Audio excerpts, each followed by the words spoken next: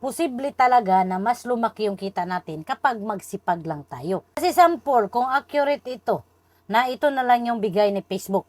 Isang beses ka lang nag-upload ng video, tapos hanggang 50,000 views lang yung nakukuha mo. So, ibig sabihin, $1 lang yung kinikita mo araw-araw. Unlike, sample, mag-upload ka ng video 3 beses sa isang araw. So, lahat ng video mo nakakakuha ng 50,000 views. So, $1 times 3. O di mas malaki yung kikitain mo. Or sample naman, isang video mo nakakuha ng 50,000 views. Isang video mo naman nakakuha ng 1 million views. At yung pangatlo mong video nakakuha ng 10 million views. E di mas malaki yung kikitain mo. Kasi hindi natin ma-identify minsan kung gaano kabilis yung views na nakukuha natin at saka yung kinikita natin sa video. Minsan, yung video natin, mas marami yung views pero mas malit yung kita.